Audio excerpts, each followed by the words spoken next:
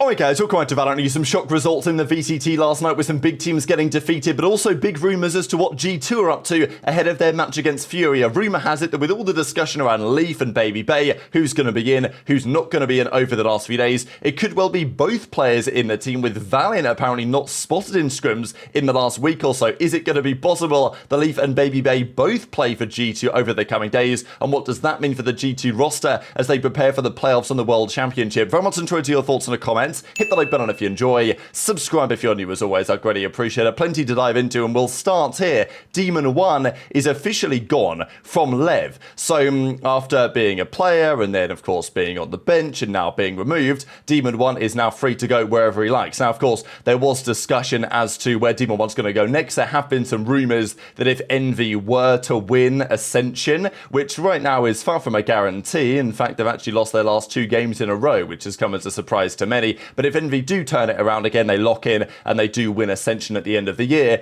there were rumours that if they qualify, a couple of their players aren't old enough to actually play in the VCT, Demon 1 could be a target to go and get. We also think that G2, at least were having maybe a small conversation, but they were at least tweeting with Demon 1 when they needed a replacement for Leaf. We wondered at the time, could Demon 1 be an option? Turns out that's not what they did, and maybe it was not even possible because he was under contract anyway to make that happen. They went and got Baby Bay instead, to the surprise of many of us. But Demon 1 is now officially a free agent and able to go wherever he likes. Tough tenure on Lev, but he's not the only player who's had a tough time on Lev, let's say, in recent times. Now, let's talk about China. Just as of recording this video, the matches in the Chinese region are just about to get underway. So these are the playoffs. They're just about to start here on the 9th, and there's only a couple of games. There's 4 matches that happen, right? The first couple of games, the second couple of games in the losers bracket, and then we wait another week and a half until the second part of the playoffs kicks off. The Pacific as well, because yesterday we saw the big surprise of Gen.G going down. This was PaperX versus Talon, something on the Jet here on the second map. Icebox had an absolute takeover map, 32 in 19. That was a 16-14 in the overtime. It was honestly a great try from Talon. Bine was 13-11 as well. So it was a very competitive series in the end. PaperX, they just about get the job done. So Talon falls short, PaperX advance. The bracket now looks like this. Talon at 3-2, they're still okay. They're in a fine spot. But obviously T1, their last game was against DFM. So a big game there. Because, yeah, T1, did they lose to Talon? They did. So I think Talon should be in a good spot in the playoff bracket regardless. Boom Esports, of course, at 0-4. Zeta Division at 1-3. And, it's going to be cooked for those teams regardless, because unfortunately for Zeta, they lost to T1, so they're going to lose that head-to-head tiebreaker regardless. Group A, there's still a few things to play for over there. DRX versus Global Esports in that group is actually underway, and it's currently 12-10 on the Game 1 Lotus to DRX. So that's the way that things look in the Pacific right now. And let's talk about Europe, because this was a really big result yesterday for Liquid, but also for where Fnatic currently lie. Now look, sure, are Fnatic better than they showed in this performance? Can they turn it around at the end of the year? Yeah, probably, but still, this was a difficult day for a couple of the teams in Europe, and especially the way that this series ended was absolutely remarkable. It might be Chronicles' worst series he's ever played. It was bad, right? Alpha tried his best on the Teho and the Chamber. Interesting to see some use of Teho still on a map like Bind, but Liquid actually got the job done, 14-12. Patty Tech and the boys, Trex had a masterclass this series. And that was the other notable thing really for Trex, because obviously his history with Vitality, now he's on to Team Liquid, and now it looks like they're starting to deliver some serious results. But it was a 14-12 on the Bind, and then the Ascent, Fnatic's map pick on the Ascent, they got absolutely railed 13-1. Camo 18-8, they just got destroyed on the defensive side. Fnatic won the final round, and then that was it. So yeah, crazy. I mean, this could have easily been a 13-0. It wasn't. It was the John QT meme holding up the one finger for the amount of rounds won. But this is crazy, right, for Fnatic to lose like this. And I think with Fnatic, there are questions on, well, a couple of different elements, really. After not winning the Esports World Cup, obviously Heretics take the victory there. Some questions on whether, what their map pool looks like right now. Because Fnatic banned Lotus here, right? So Team Liquid banned the Icebox. Of course, we know that Fnatic liked that one. Fnatic banned Sunsets. They then picked the Ascent, which they got destroyed on, and then, they banned Lotus against Liquid, and then Kuro was left over. It just feels a little bit like Fnatic's map pool, certainly if they were in a best of 5 right now, just might not be deep enough for where they want to be. Boaster says, look, yeah, we lost. Hopefully we get the losses out of the way for when it's crunch time. I guess there's some logic in that. I don't know. Like, you don't want to peak at the wrong time. It's okay to lose now as long as you lock in for the end of the season and use it as some energy, let's say. But yeah, as Bosa says, got a lot of work to be done, clearly. Definitely a lot of work to be done for Fnatic after getting 13-1 on Ascent. And as Alpha says, yeah, well played to those guys. We're not at champs yet. We want to give Kirk a nice 21st birthday gift. So we'll see you next week for that one. So, you know, Fnatic's still confident they'll do okay. But the other big result in Europe was this one. Vitality played BBL and they got smoked 2-1. I mean, this is just embarrassing at this point for Vitality. It's pretty sad, really, to see a team so dysfunctional, but is it massively a surprise? Coming into this season, that was always going to be the question with Vitality. Were they going to be another super team that actually works? Pretty rare. Or were they going to be a super team that's an absolute shambles? And it's turned out that it was the latter of the two. Durka and Les try their best, but if they don't 3k every round, they're just not winning the round. And this time it was BBL to get the victory. So the disaster for Vitality continues, especially seeing what Trex was up to. They won the Lotus 13-11, but after that it was 13-7 on the Icebox after a solid attacking side, and then the bind was 13-10. So yeah, Durka was not feeling happy about this, and for good reason. He says, another embarrassing match out of us, GG's. And well, we can have a quick look actually at what that looks like in the rest of Europe right now, because Liquid advanced up to 4-0, very impressive from them. Fnatic is still fine, but of course as the number one seed you get a nice bye in the playoffs, which is always kind of nice.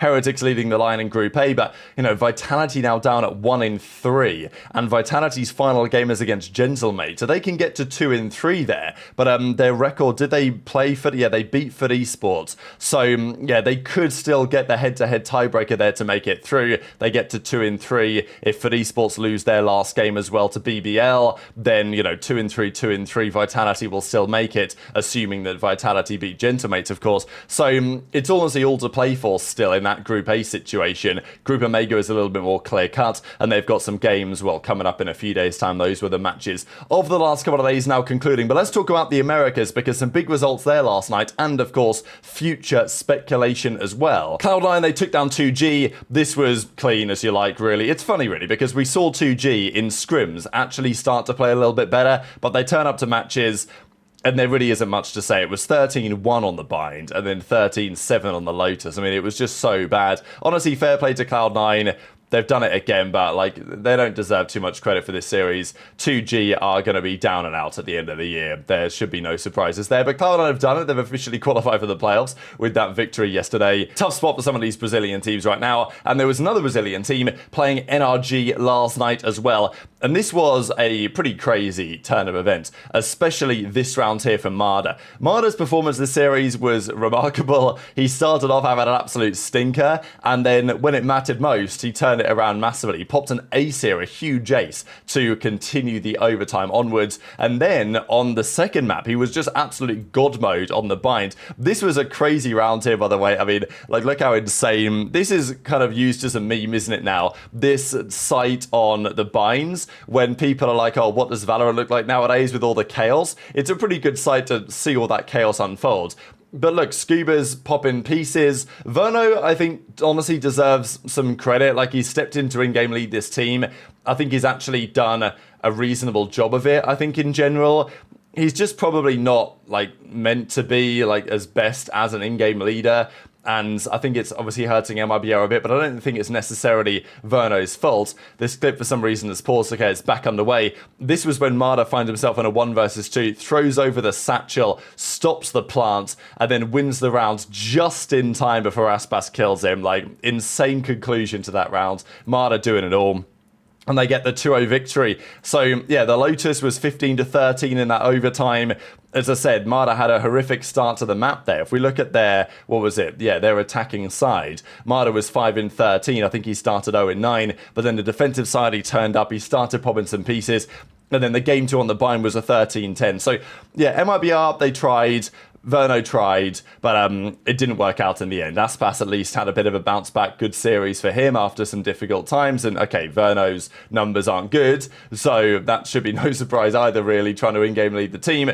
but at least they came relatively close. NRG therefore have qualified for the playoffs. FNS did say, I know these dudes are going to get a lot of hate, but the calling and the playstyle they have is good, and they actually did play well. So yeah, it wasn't terrible for MIBR, and as I say, Verno's numbers weren't great, but at least it feels like MIBR have some sort of an identity now. Whether it's enough, that's a question, and as Marder says, look, don't let me heat up. But this is a pretty cold tweet, I thought, after that performance there. Some goes GG's 2-0 versus MIBR. Let's see how things go from here. We'll just have a quick look at the playoffs and who gets into action next, because in Group A, Cloud9 have qualified at 3-1. Obviously, NRG now at 3-1 as well. They're guaranteed to be there. And then today, it's Senny, G, and Lev Crew.